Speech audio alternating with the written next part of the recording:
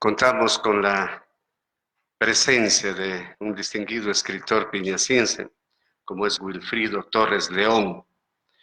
Vamos a hablar sobre su último libro, Los Relatos de Muxinga, publicados no hace mucho, en el 2018. Wilfrido, bienvenido a esta radio de la Casa de la Cultura. Muchas gracias, mi distinguido amigo. Recibí con mucho gusto y agrado su invitación al programa. Así es que aquí me tiene a la orden. Sí, Wilfrido, yo a usted le recuerdo de hace algunos años, en Piñas y sí también cuando llegaba usted a Pacha. De manera que cuando en su libro, en la portada, dice, está su imagen, me acordé enseguida. Dice, Relatos de Muxinga. Wilfrido Torres León. ¿No parece que aquí falta de los dos nombres, otro nombre que usted debería llamarse Carlitos? Esa es parte de la anécdota que dice que yo de pequeño, pues de niño, no me gustaba mucho el nombre. Mi nombre completo es Segundo Wilfrido, pero no me gustaba ese nombre. Y usted segundo es porque también es el segundo en orden. Porque soy... Porque no fue el primero. A ver, el segundo es el nombre de mi papá. ¿No es claro, de su papá. Y le cuento un poquito la historia. Claro, claro que sí. Del nombre. Claro. Entonces, en Piñas nació el primer varón y lamentablemente a corta edad, un año quizás, falleció accidentalmente. Y él se llamó Wilfrido. Entonces, en el segundo embarazo de mi mami nació otro varón. ¿Qué fue usted? Había el temor de que si le ponían el nombre de Wilfrido, podía correr la misma suerte que el primer Wilfrido. Entonces dijeron, no le pongamos Wilfrido, pongámosle Jorge Osvaldo. Y es el primer varón, mi hermano mayor. Yeah. Embarazada luego mi mami. Antes tenían la costumbre de la tradición, pues embarazarse, tener 10, 12 hijos, ¿no es cierto? Claro, sí. Entonces, embarazada, mi mami nació otro varoncito. Y todavía había cierto temor en cuanto al fallecimiento del primer Wilfrido. Entonces dijeron, pongámosle Wilfrido con toda confianza y con fe en Dios, porque si al primero, a Jorge Osvaldo, le hubiéramos puesto Wilfrido, no hubiera pasado nada, porque ya está crecidito y no ha pasado nada. Le pusieron segundo Wilfrido. Entonces soy el segundo Wilfrido de la familia. Claro, el segundo. Mi primer nombre es segundo y el segundo Wilfrido. Es Wilfrido. Y Carlitos es el que usted deseaba que... claro, exactamente. No me gustaban para nada los nombres. El prólogo de su libro lo hace el general José Gallardo Román en el 2018. Hemos leído también con atención las palabras del general José Gallardo Román. Dice, Muxinga nació en Piñas, provincia de El Oro, Ecuador, el 1 de mayo de 1949. Sus padres fueron don Segundo Manuel Torres Carrión, hecho de barro de Chilalo, quien nunca creyó que el hombre había pisado la luna, que no se subía a un avión ni gratis ni pagado, oriundo de Pacha, y de doña Victoria León de la ciudad de Loja. Y aquí hace usted la presentación. Usted se presenta en el libro, bueno, y lo hace de una manera poco común a lo que suelen hacer otros escritores. Además, es muy sincero, muy franco en lo que expresa de su vida. ¿Por qué Muxinga? ¿Qué significa Muxinga? Todo lo que consta en estas páginas son parte de mi vida. Mis propias experiencias y experiencias con otros amigos de mi edad y muchas cosas también que me han contado personas que ha sucedido antes de mi nacimiento. Pero bueno, yo tengo la suerte de haber nacido a mediados del siglo XX, ¿no es cierto? Nací en 1949. Y la niñez del 50 al 60 prácticamente, ¿no? Entonces somos de una época prácticamente irrepetible, porque aprovechamos nosotros en ese pueblo pequeño, Piñas, con sus calles lastradas, con polvo en verano, con lodo en invierno, entonces, pero ahí jugamos, ¿no es cierto?, en las calles. Y a los 4, 5, 6, 7, 8 años de edad, esa era la diversión nuestra, el juego en la calle. Y en Piñas habían dos amigos adultos, choferes, que se llamaban José González, el mismo nombre y el mismo apellido. Y para diferenciarlos, decíamos José González rico y José González pobre, ¿ya? El José González rico, que lo llamábamos para diferenciarlo del otro, tiene parientes y familia toda en Piñas. El José González pobre de Santa Rosa no tiene parientes Y el José González Pobre era nuestro vecino. Entonces yo tenía, como muchacho, tenía la costumbre de sonarme la nariz constantemente. Entonces al amigo se le ocurrió decirme Muchinga y desde allí tengo ese apodo. Ya. Entonces para el libro, de los diferentes apodos que tengo, me gustó más. Me pareció más simpático, original, Más entonces original. lo he tomado en cuenta para el título del libro. Yo debo confesarle que lo leí con mucho agrado. Muchas gracias. La forma, el estilo que usted tiene para escribir. Y hay algo esencial que al menos a mí me permitió leerlo muy afanosamente y con mucho agrado. Esa parte lúdica del lenguaje y al mismo tiempo también el humor. El humor engancha, porque los pueblos de la parte alta de la provincia, el talento permite que se escriba de esa manera. Y la estructura de cada uno de los temas que usted explica aquí, que usted cuenta en su crónica, y recuerdo muy bien lo que dice aquí el general Gallardo, que debería nombrárselo el cronista de Piñas, y estamos de acuerdo. Claro, yo tengo que agradecerle Sí. mucho esa propuesta del general Gallardo. Claro, él dice, debería nombrárselo como el cronista de Piñas y estamos de acuerdo. Usted inicia cada uno de los temas, casi en todos, con una universalidad del tema, con la investigación que usted realiza y eso enriquece los temas para después aterrizar en su Piñas. Exactamente. Aterriza en su Piñas y luego, bueno, con la conclusión también generalmente jocosa, ¿no? Jocosa. Gran parte de lo que usted nos comenta aquí en el libro, lo que nos narra, la crónica da para eso, para contar, ¿no es cierto?, lo pasado. Gran parte de esto lo narra en Piñas, obviamente, pero también hay pasajes de la tierra de su padre. Claro, lo que pasa es que, bueno, en nuestra tierra, usted creo que es de Huertas, pero viví muchos años en Pacha. Ya, bueno, entonces Sí, muchos años. Me agrada lo que usted dijo, que me había conocido antes cuando lo vi, también algún recuerdo me vino a la memoria. Lo que sucede es que Piñas, un pueblo joven, ha tenido influencia de muchas personas, de mucha gente, digámoslo así, de lugares vecinos. Especialmente Pacha, le digo, con toda sinceridad, porque lo notamos y los antepasados también nos informan de eso, que uno de los lugares cuyos habitantes, llegando a Piñas, han enriquecido, han contribuido grandemente con el desarrollo y el progreso de Piñas, son los ciudadanos de Pacha, de Zaruma, de Portobelo, de la Sierra, de Loja. Entonces, Piñas se ha convertido en una ciudad cosmopolita. Como usted dijo, los de la parte alta de Loja no somos exclusivos en cuanto a que tenemos ese sentido del humor desarrollado. En todo el mundo existe. Pero yo que conozco a mi gente de Piñas, y según referencias, en Piñas se ha desarrollado muchísimo el sentido del humor en nuestros antepasados. Y le cuento que el humor, según dicen, se desarrolla en la adultez, no en la niñez ni en la adolescencia. Dicen que hay una parte en el lóbulo frontal del cerebro, que es donde se desarrolla o se origina el humor. Y bueno, pues en la adultez algunos se nos ha desarrollado un poquito, otros más. Y bueno, el libro, como usted dijo, al principio se hace un enfoque general, ¿no es cierto? Claro. Pero es como usted dijo, para llegar después al meollo, al motivo de las notas.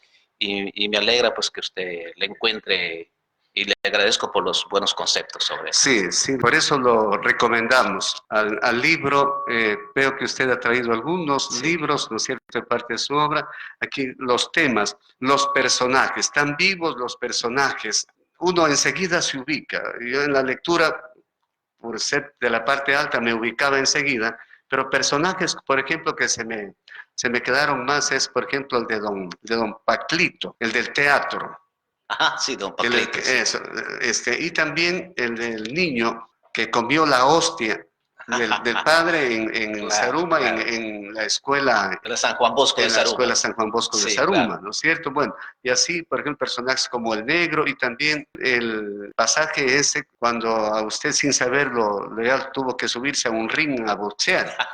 A boxear, claro, entonces claro, sí, así sí. Hay... En la época de mi juventud, de colegial, le digo que nosotros hemos pasado una niñez que la extrañamos porque fue una niñez feliz. Nosotros prácticamente somos los que inauguramos los juegos tradicionales y juegos populares que vinieron acá, que posiblemente nos trajeron los judíos sefarditas después de la diáspora sefardí, por la expulsión de España, y ellos son los que nos trajeron y nos enseñaron esos juegos tradicionales. Y nosotros en esa época, orgullosamente tenemos que decir lo que inauguramos y jugamos todos esos, practicamos todos esos juegos populares, que ahora lamentablemente ya no se lo hace. No es posible porque las calles son encementadas, son asfaltadas, no hay mucho contacto con la naturaleza, más los niños y los jóvenes, nosotros también nos dejamos envolver de las redes sociales, del celular, de la computadora, el televisor, entonces, pero nosotros fuimos los que aprovechamos esos juegos populares. El doctor Decker Franco tiene un libro muy interesante sobre los sefarditas en el oro. Claro, ¿no? sí. Sí, es un estudio muy interesante. Claro, tuve la suerte de acompañarle de repente a unas investigaciones en la parte alta. Le recuerdo esa anécdota que habla de Pacha también, cuando nosotros íbamos Sí, precisamente. En el carro de mi papá, que usted lo conoció bien. Le tengo separado, claro. Porque él decía, usted es el inventor de la brujita, porque cuando se baja del vehículo, observa que el tanque de combustible está roto, luego con jabón águila de oro, algo así que había, así, y la mancha, le hace una mezcla y tal. ¿no? Con mancha de guineo. Con mancha de guineo, y dice, usted habla y dice ahí, efectivamente, la brujita, pero usted como que relaciona también eso, bueno, dice, tenía que ser de Pacha a lo mejor, para que habla de la brujita, ¿no? Pero las referencias del apodo de brujos, del Cantón Atahualpa, tal vez no sé si usted lo conoce. Ahí hago alusión a brujos, pero no creo que se molesten por eso, ¿no? No, este es porque en el tiempo de la Real Audiencia de Quito, hay una revista Cultura, ¿no? del Banco Central del Ecuador, en que aparece el primer juicio que se trata en la Real Audiencia de Quito, es por una denuncia de un señor Nivicela, si mal no recuerdo el apellido, de Pacha, sí los conozco. de Pacha, que se quejaba de que se le estaba muriendo el ganado y lo acusaba de brujo al vecino. Claro. Entonces, por ahí.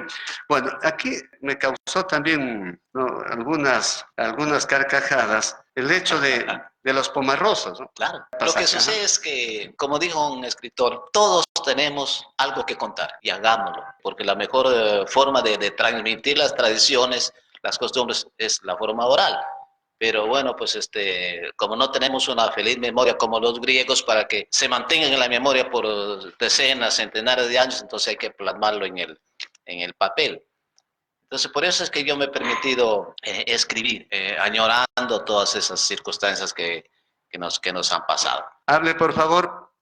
Buenas tardes. Buenas tardes. Le habla Sonia Torres, desde Ambato. Bueno, Sonia. Un saludo especial para ustedes. Muchísimas gracias. Está muy lindo el programa y soy la hija del licenciado Wilfrido Torres de Muxinga. Qué bien, qué bien. Muchas gracias. Intervenir esta tarde, pues, porque hablando de las leyendas y tradiciones de un pueblo, sabemos que crecen con cada uno de nosotros, como mi papi lo ha dicho, siendo niños. Los recordamos ya siendo adultos en nuestras reuniones con la familia, los amigos, y como él dice, pues no tenemos una gran memoria, ¿no? Pero además son parte del patrimonio intangible de la humanidad.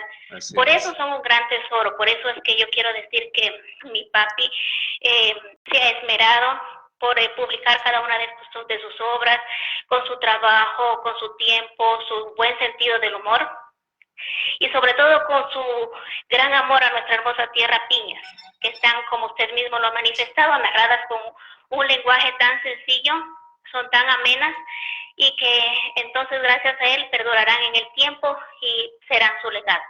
Por eso es que quiero felicitarlo y felicitarlo a usted por darle la oportunidad de participar en este programa. Muchísimas gracias por su llamada. Muchas gracias. En esto del pasado, y interpretando el libro como el espejo de ese pedazo de tiempo, de ese espacio que usted nos dice entre los 50 y los 60, es un pedazo de tiempo de Piñas, de ese todo histórico, vamos a decir, piñaciense. Y a veces yo cuando leía lo suyo desde el presente y ese pasado, yo asumo como que el libro es una especie de bisagra de 2 siglos, del pasado porque es medio siglo y con lo que vamos del presente, porque al narrarse los años anteriores finales del siglo pasado. Y verlo desde ahora, verlo desde el tiempo. Porque es memoria, ¿no es cierto? La memoria colectiva de Piñas. Claro, Y memoria colectiva de la claro, parte alta. sí. Decía su hija, decía él, que en verdad está plasmado ahí la historia de Piñas. Qué bien que en Piñas ya tengan para leer parte de la historia, contada con tanta facilidad en la narrativa, en la prosa sencilla donde se utilizan palabras, el léxico de la parte alta de la provincia, donde se utiliza incluso algunos modismos, y recordaba el de los choclos, a los choclos al saco, y bueno, y hay otras frases que nos deleitan, ¿no? Arranca choclo y mete al saco. Y vete al saco, ¿no es cierto? Bien. Sí. Quedábamos en que nos iba a contar, porque Sí. yo a su papá también lo conocí. Y conozco ciertas anécdotas. Claro. Leía en las redes sociales, en una página, en un blog que usted tiene, Ajá. el escrito de la profesora Lola Espinosa. Sí, Lola Espinosa. Ahí cuenta que es parte también de la historia de ese nobilísimo pueblo de Pacha. Claro, Cuenta la historia, y yo lo recuerdo a la edad de unos, a lo mejor 70 años, 65, 70 años a su papá. Y recuerdo el carro. Ella nos sorprendió prácticamente con esa narración, esos relatos, porque siempre me decía que mi papá había sido muy allegado a la familia de ella y que algún día me iba a contar mucho sobre mi papá. Y lo hizo, como usted lo ha leído, ¿no? Entonces, él ha sido, bueno, dicen que ha sido el primer chofer, el que ha llevado el primer carro a Pacha, y allí llevaron los maderos para construir la iglesia. La construcción de la segunda iglesia. De la segunda iglesia, eso nos cuenta nuestra amiga Lolita. Entonces, para nosotros es un orgullo que mi papá haya tenido presencia allí para aportar con algo para el desarrollo y la construcción de la ciudad, de Pacha, ¿no es cierto? Mi papá ha sido muy amiguero, muy apegado a su tierra. La mayor parte de su vida la pasó en Pacha, porque ahí tuvo mucha gente, muchos amigos que lo consideraron, lo recibieron muy bien, siempre le tuvieron cariño, y él fue recíproco. Como le digo, las personas de Pacha han sido los que más han contribuido para el progreso económico, comercial, urbanístico. Usted conoce el doctor Virgilio Mendoza, hizo una invalorable monografía sobre Piñas. Un historiador bien prolijo para su época, excelente, y es un gran aporte, el doctor Virgilio Mendoza de Pacha. Así es. Saluda, dice el licenciado, desde Nueva York. Suerte y siempre adelante. Le quería contar que el señor Albino Aguirre fue un maestro del humor. Me acuerdo, él vivió y estuvo en Piñas en la época de las veladas características no solamente de Piñas, sino de los pueblos antiguos, cuando no había el cine. Cultivaban el arte del drama, del teatro. Entonces, don Albino fue uno de los puntales ahí con mucho humor. Qué bien. Otras obras de nuestro querido autor, Leyendas, Anécdotas y Tradiciones de Piñas. Esta obra publicada, primera edición en 1993. Un saludo cordial para usted, autor, lo felicito, y a su amigo Mushinga. En realidad me emociona de que tiene raíces profundas de Pacha. Precisamente tú escribías algo sobre la iglesia de Pacha. Sí. Y acabas de escuchar del papá de don Segundo, que fue quien llevó la madera desde la costa, desde la parte baja de esta provincia, los maderos para la construcción de esa iglesia. No, más bien contarle, porque de pronto sí sabe por cuánto que el camión que tenía su papá fue el primer camión que llegó a Pacha y cargado de la madera que se iba a construir la iglesia de Pacha. Un pedacito, una anécdota pequeñita sobre mi papá es que cuando habían, creo, 3 choferes, entre ellos Orlando Valareso, el otro no recuerdo, y mi papá, que cuando los domingos de mañanita, cuando salían con la gente a que vaya a hacer el mercado en Piñas, mi papá demostró ahí un poquito de viveza, la viveza criolla. Como el carretero de salida del pueblo de Pacha era tan angosto, él a las 4 de la mañana ya puso el carro delante. Sí. Y le decía a los pasajeros, a los amigos de Pacha, si no se suben en mi carro, no sale ningún carro. Así que todo llenaba el carro y salía el primero. Para ir concluyendo, tenemos aquí Marianita, una novela, autor Modesto Ramírez R., 1936. Cuénteme que no conozco de esta novela. Le traje como referencia esta novela inédita, cuya copia me obsequiaron sus parientes, una novela romántica. Yo no soy crítico literario, pero realmente me ha conmovido tanto esa novela. A mí me parece increíble que en esa época el señor Modesto Ramírez haya escrito eso tan hermoso, tan bonito. En 1936, porque 1936. tenemos una escasez en la provincia del Oro de novelas. Conozco unas 5 o 6 novelas nomás. Sería Es una interesante. novela extraordinaria. Ojalá pronto salga a la luz. Le agradezco infinitamente esta gran oportunidad por sus palabras, por sus buenos conceptos sobre la sencillez de mis escritos, sobre Piñas. Lo felicito porque usted hace un buen programa cultural. Lo felicito también por ser de esa linda tierra que corresponde al cantón Atahualpa. Y le deseo realmente todos los éxitos del mundo. Y que siga floreciendo nuestra provincia del Oro con más y más cultura.